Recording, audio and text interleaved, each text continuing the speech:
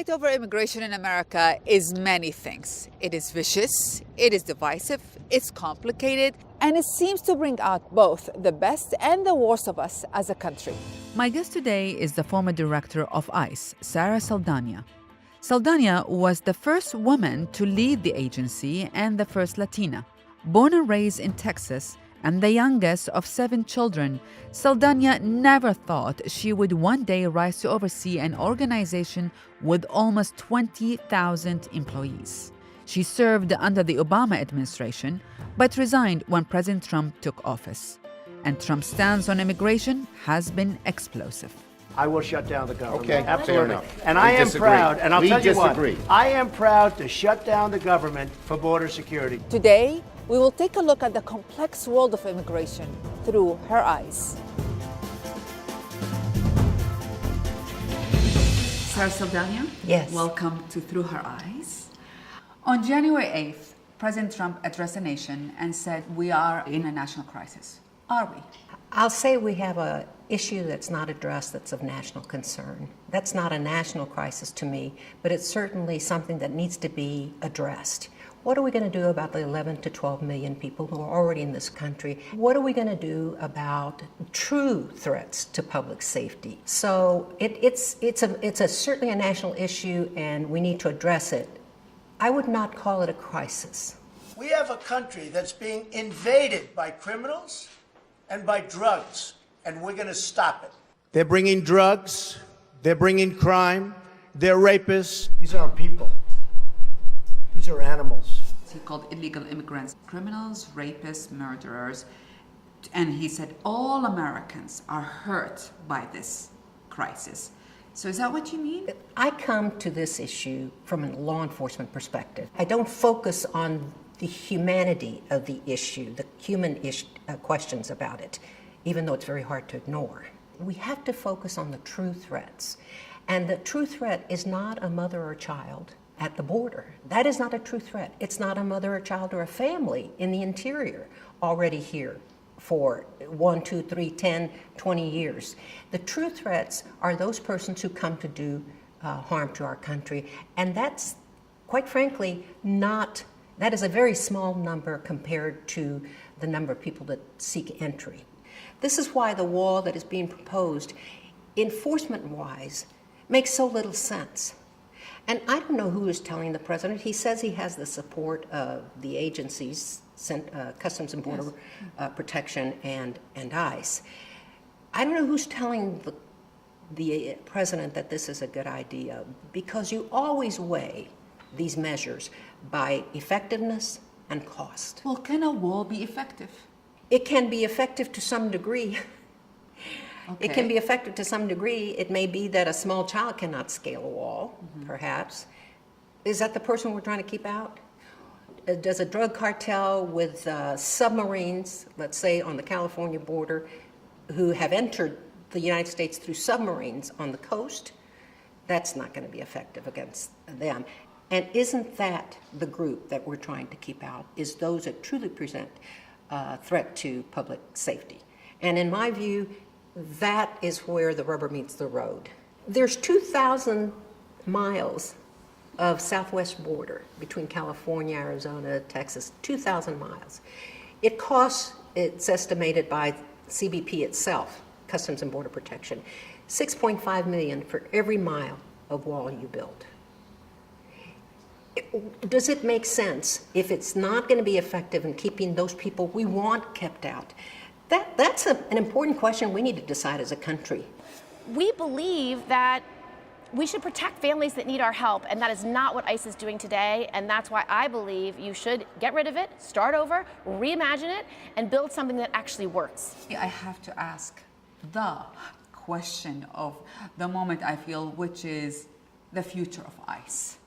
Should ICE be abolished? That's not a difficult question at all. The answer is no. Because everyone is discussing that. Well, I mean, like the whole movement about abolishing ICE. And I would like to visit with anybody who thinks that's a good idea if they're in a position of power to move on this question.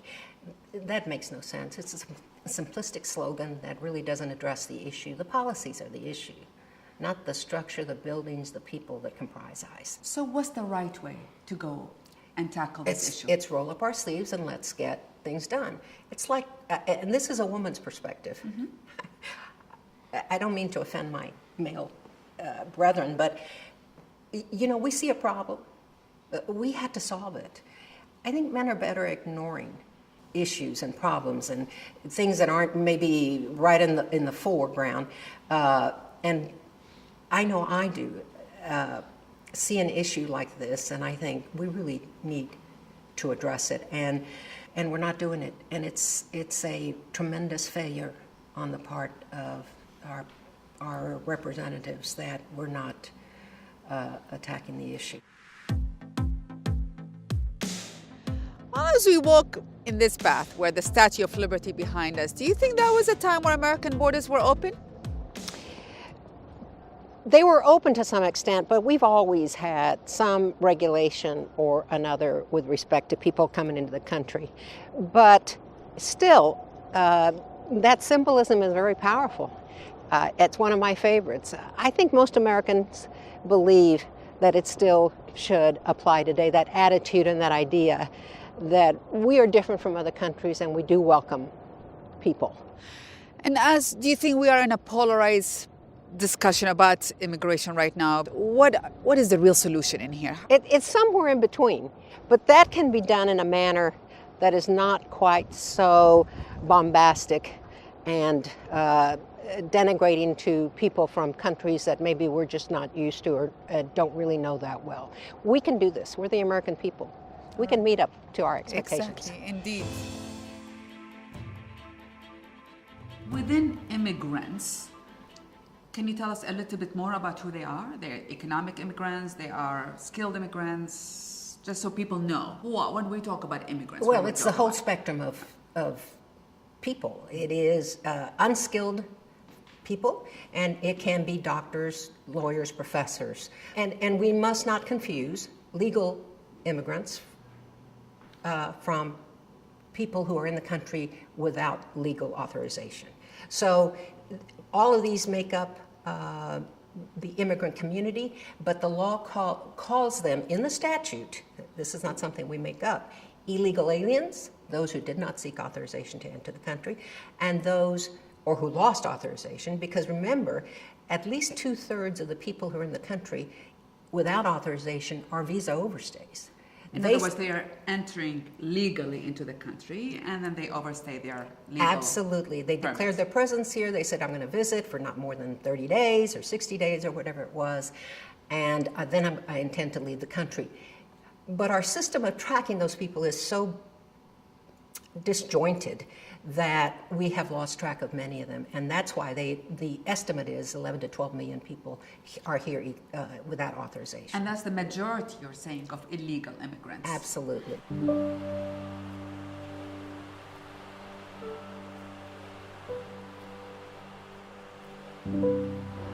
Sarah, how does it make you feel when you're here in 9/11 Memorial? This is a remarkable place. There's the obvious overwhelming sense of loss, so many lives. I have a connection in terms of the human side, but also obviously I'm a law enforcement person. That's my background, retired as director now, but it reminds me of the hard work that all the people at Immigration and Customs Enforcement, both on the enforcement side and on the investigative side, put in to try to make sure that this never happens again.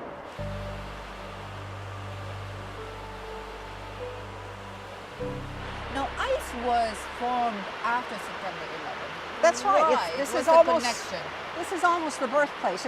As many of your audience members probably know, there was a deep dive into what happened. How did this happen? And much of the discovery that was made was that agencies were not communicating, especially those agencies responsible for national security and public safety. It's a pivotal moment in American history.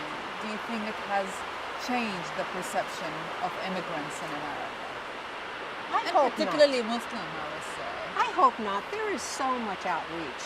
I'm involved in personally, even after leaving the agency, to ensure that our connections continue, that we do not debase or denigrate people just because of the color of their skin. This sounds like platitudes, but it's true. Let's talk about the Obama administration, because in the first year of that administration, there were more deportation of illegal or undocumented immigrants than the first year of Trump's administration. Why was that? My last year as director of ICE, we removed 240,000 people from the United States back to their countries. In a population of, what are we now, 300 million in the United States, that's not, to me, massive. The Obama administration, even though people criticized the administration for removing so many people, was a law enforcement-oriented administration. But critics say that the focus with so much deportation with criminal records could be argued that paved the path for the national narrative that is being used right now, associating immigrants with criminality. I just don't agree with that view. Everyone's entitled to their view. I don't agree with that. I urge the public to become familiar as much as you can with the facts surrounding this issue, because you have input. I can't explain this administration's hardening of policies against immigrants. I don't know what's in their hearts and minds, but I do know this. I do know there are people that pose a threat to public safety. I do know that if they're in the country illegally and they are breaking our criminal laws, and I'm not talking about the criminal law being coming into the country illegally. That certainly is punishable as a crime. But I'm talking about robbery, burglary, sexual assault, child predators. If you're in the country illegally already and you're committing these crimes, there is no sympathy for you or your situation. So then is President Trump correct in saying these are some of the things that criminals have done? They have murdered people, they have raped women. Is he correct then? Yes, he's correct that there are some that have. He is not correct in lumping them all together and say they as a group do this, especially under his zero tolerance policy. He's not focusing on removing criminals. I mean, he has stated in his executive order that he is, but practically speaking, he's saying we now have zero tolerance. Well, what does that mean? If you're in the country without authorization and you're apprehended or found by ICE or CBP or any other enforcement agencies, you will be put into the removal process and removed ultimately from this country. That's zero tolerance. Under the Obama administration, we had priorities, where the top priorities were threats to national security, terrorists, gang members. Those were our priorities. But let's talk for a second about the people who are in the country. As I understand it, that if a woman, let's say who is an undocumented immigrant here, calls the police for domestic violence issue, at the moment she can get deported by ICE. Is that a reality of what some of the undocumented workers, especially women, are facing? There have been situations where that has happened, because now they're coming off on the radar. It's not a law, it's policy. Mm-hmm. It's the concept of prosecutorial discretion. What do you do with that person who has reported the crime, who herself has been involved in some illegal activity by having come into the country without authorization? But that's like a compiling of vulnerability. I agree. I can't disagree with you on that. In my interviews with some undocumented workers, they do talk about their vulnerability. They do say, our children are American citizens, we've been here for many years, and we report on something, and boom, all our lives are shattered. And that's why I say we shouldn't be spending even $1 on pursuing people who meet what you just said. Mm-hmm. And should children ever be detained? What is the alternative?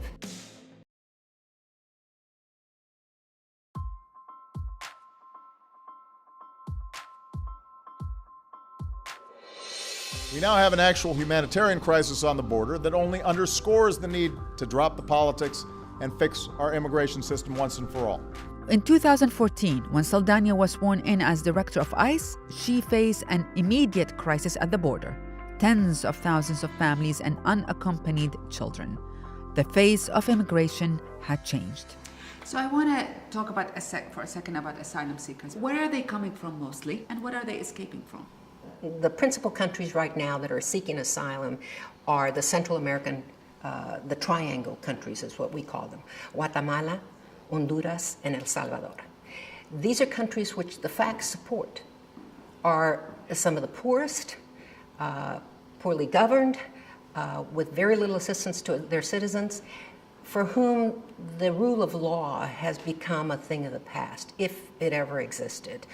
Honduras was the criminal murder capital of the world for a period of time. That makes for a very horrific scenario because people don't have protections anymore. What mother or father would want their children to grow up in that country? Not that they don't love their country, and this is something I have learned personally firsthand. They love their home country. They'd just as soon be there as anywhere else. But the economic and criminal activity in their country makes them want to seek protection for their children. What I understand is a separation of children and family did not happen under the Obama administration, but that children were detained under your tenure as the head of ICE. How do you feel about that? That is absolutely correct, and it's true. Families were detained, and that was a new phenomena for us in ICE in the last few years. We had difficulty addressing, I have to be honest, because we were not prepared for children coming across the border, given the history that it was typically men.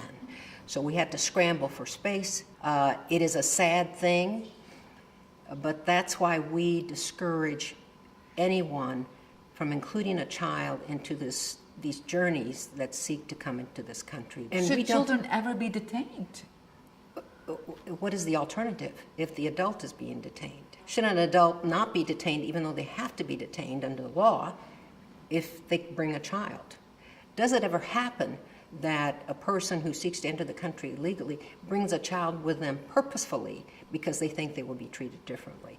It's not a simple yes or no, but we typically released families within 20 days of their processing. You can't drag a child thousands and thousands of miles and not think that they're going to be impervious to the dangers that are out there. And there was also a lot of deportation, as we talked earlier, under your tenure. Do you have any regrets? No, none. None. We did our job the best we could do, and we balanced our job, and we prioritized our enforcement activity. I'm very proud of that. Our mission is so important to national security and public safety, and the people are extraordinary people that stay awake through the night to try to help children. I think we rescued 1,000 children from exploitive situations in the last year that I was at ICE. That's nothing to regret, nothing to not be anything but very proud of. What is your message as the former head of ICE to the American people, to citizens? It's let's get informed. Let's make our decisions based on facts. Let's not judge people rashly. Let's be a little more thoughtful. Tell me more about this young girl. I love that picture. I'm 7 years old there.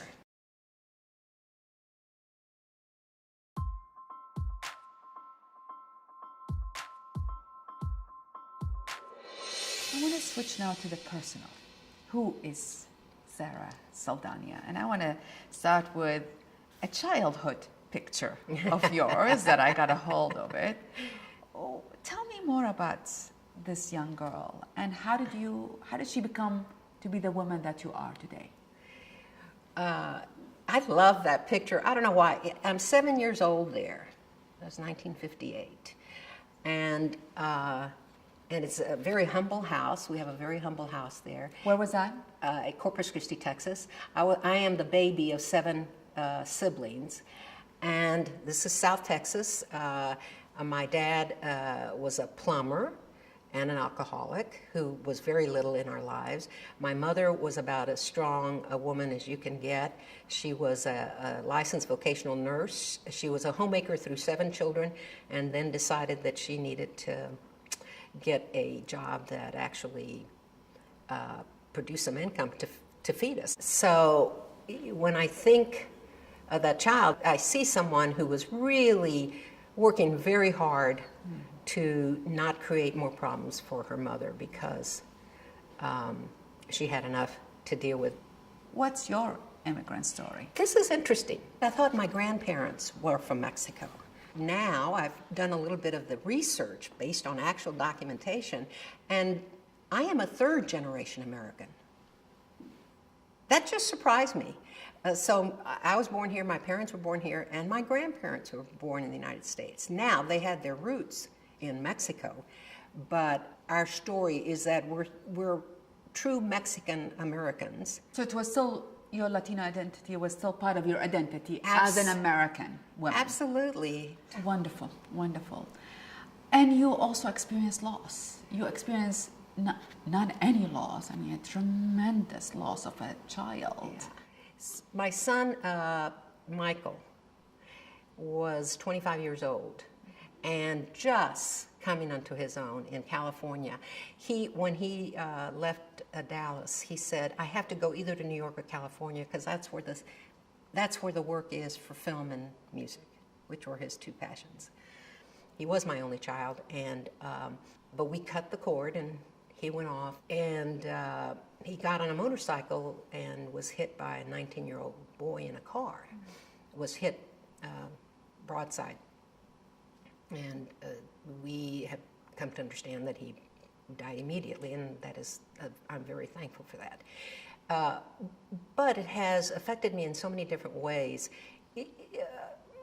I don't know that I've been made stronger, but I do know that I have a deeper compassion for those who are struggling. I read somewhere that his death taught you about love. Deepened. Tell me more about that. Deepened, because there is nothing like, obviously, a child to bring out everything.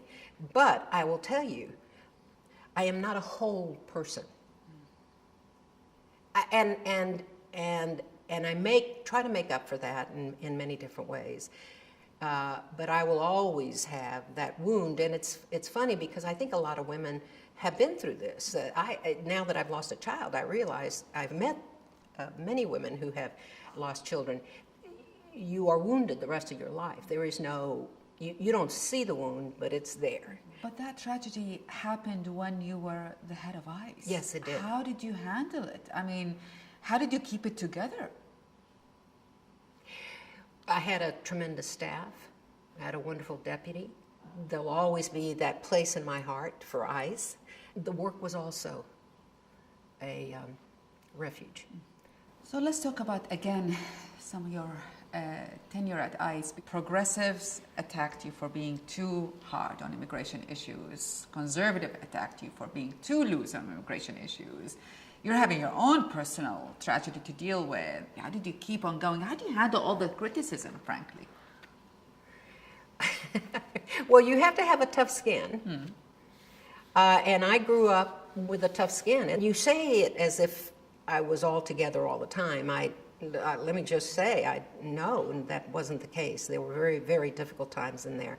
I had a very strong aversion to crying, as a woman, crying publicly. It's just something that I thought showed weakness, and doesn't bother me a bit anymore. There are times that it's very appropriate. So I wasn't together all the time. I don't want anybody to think that I can't walk on water, and I am very vulnerable at times. And as a woman of color, and a first Latino woman to head ICE, you were also attacked for being Latina, for being biased. How did you handle such attacks? There were a couple of entries that really bothered me. I can't deny it.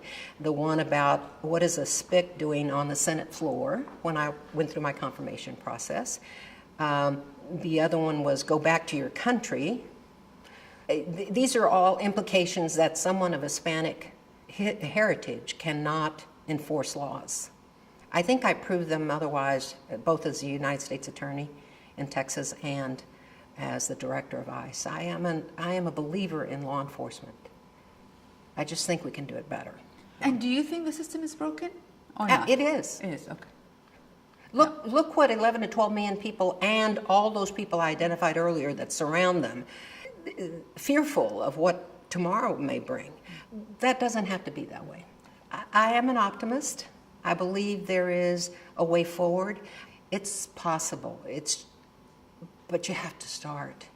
And we're not getting anywhere. And maybe someday somebody will hear this and we can move forward. Fair enough. I hope many people will hear this. Thank you so much, Sarah Thank you. Saldaña. Thank you very, very much for joining me. Appreciate it.